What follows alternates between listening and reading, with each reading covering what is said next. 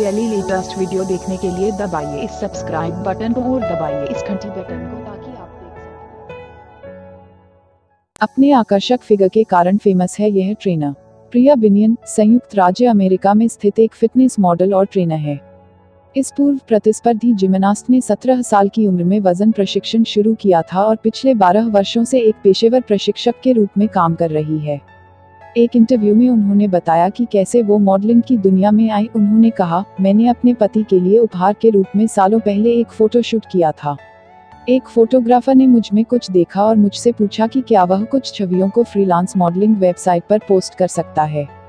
छवियों ने बहुत अधिक ट्रैफिक प्राप्त किया, इसलिए फोटोग्राफर ने मुझे मॉडलिंग को अधिक गंभीरता से लेने के लिए प्रेरित किया।